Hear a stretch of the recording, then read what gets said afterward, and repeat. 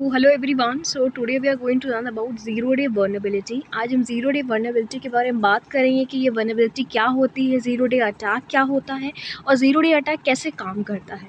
तो चलिए स्टार्ट करते हैं आज का topic. Okay, a zero day vulnerability is a system or software vulnerability. क्या कह रहे हैं, ज़ीरो डे की जो वर्नेबिलिटी है वो एक किसी सिस्टम की या फिर किसी सॉफ्टवेयर की वर्नेबिलिटी है। वर्नेबिलिटी का मतलब हुआ हमारा कमी से, ठीक। अननोन टू द वेंडर, जो हमारा सप्लायर है या फिर जो हमारा प्रोफेशनल है उसको अननोन होता है, उसे वो चीज़ पता नहीं होती है, ठीक है।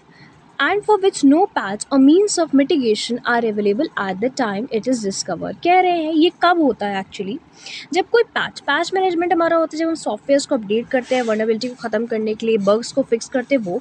और मीन्स ऑफ मिटिगेशन मतलब कम करना। अगर हम मिटिगेशन की बात करें तो it is reducing the risk और सीवियरिटी ऑफ एनीथिंग। हाँ, तो अगर हम मिटिगेटिंग रिस्क कहेंगे तो मिटिगेटिंग रिस्क मतलब रिस्क की प्रोबेबिलिटी को कम करना, हमारा मिटिगेशन आ जाता है एक तरीके से। और available time it is discover, तो ये जो होता है ना, ये अवेलेबल नहीं होता जब ये डिस्कवर हुआ होता है, ठीक है। A zero-day attack occurs when threat actor develop and release malware that targets zero-day vulnerability। क्या होता है जीरो डे अटैक की कब होता है? देखो, जब हमारे पास कभी भी हमारे पास कोई अटैक जब होता है ना, तो कहीं ना कहीं वर्नेबिलिटी होती है। वर्नेबिलिटी किसको जन्म देता है? हमेशा अटैक को जन्म देता है, क्योंकि अगर कोई कमी नहीं है तो मैं सिस्टम में कैसे जाऊँगी, मैं वहाँ अटैक ही कैसे करूँ? कोई कमी होनी चाहिए ना। जैसे मान लो कोई घर है, वहाँ पे अगर कोई दरवाज़ा खुला नहीं है और दरवाज़ा कमज़ोर नहीं है तो मैं कैसे घुसूँगी वहाँ पे, है ना। तो कहने का मतलब यही है कि जब हमारे पास कोई कमी होती है तभी अटैक जन्म लेता है, तभी अटैक होता है, तभी अटैक परफॉर्म हो पाता है एक्चुअली। तो कहने का मतलब ये है कि ज़ीरो डे अटैक जो है वो थ्रेड एक्टर डेवलप करते हैं। थ्रेड एक्टर मतलब हैकर ही मान लो, अटैकर ही मान लो, जो ये तुम्हारे थ्रेड्स को जोखिम देना चाहता है तुम्हारे सिस्टम को, सॉफ्टवेयर को। वो एक मालवेयर को रिलीज़ करता है जो टारगेट करता है ज़ीरो डे की वर्नेबिलिटी को, ठीक है।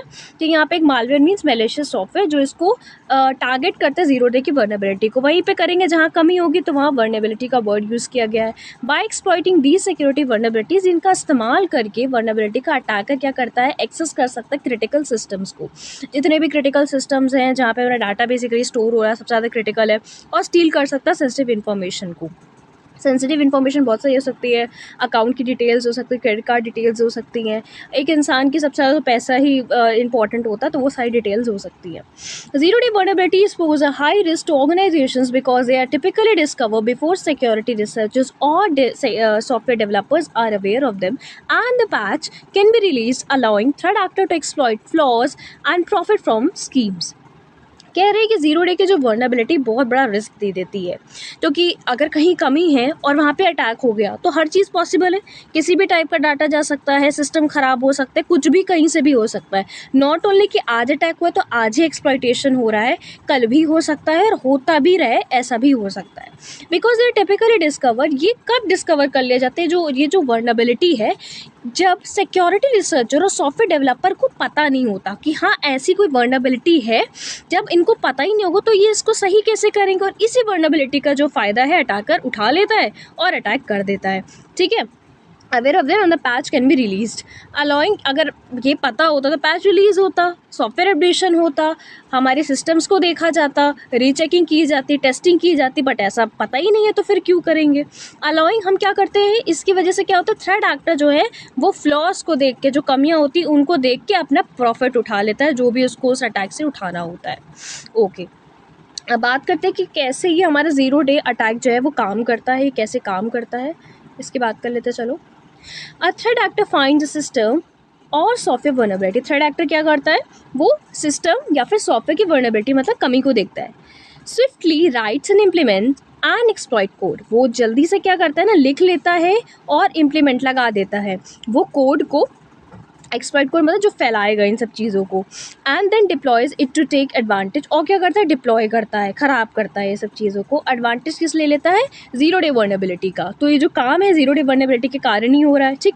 Thread actors often leverage social engineering attacks, यहाँ पे मतलब है थ्रेड एक्टर्स ऑफन लिवरेज मतलब ज़्यादातर क्या होता है, सोशल इंजीनियरिंग अटैक्स का फ़ायदा उठाया जाता है। And exploit code to take advantage of vulnerable system, और कोड को एक्सप्लॉइट किया जाता है, यूज़ किया जाता है इस तरीके से कि वो हमारे एडवांटेज ले लेता है वर्नेबल सिस्टम्स के whenever a patch is unavailable, जब पैच अनअवेलेबल होता है, जब पैच होता ही नहीं है वहाँ पे फॉर अ 0 डे वर्नेबिलिटी। तो अगर पैच होता और अगर हमारे सिस्टम सही से अपडेटेड होते तो ऐसा होता ही नहीं। तो जो है अटैक जो है वो वर्नेबिलिटी के कारण ही जन्म लेता है और उसी के कारण हमारा अटैक भी होता है। तो आई होप आपको समझ में आएगा 0 डे वर्नेबिलिटी बहुत ईजी है। कोई डाउट्स हो तो प्लीज़ कमेंट में बताइएगा। आज के लिए इतना ही, मिलते हैं नेक्स्ट वीडियो में।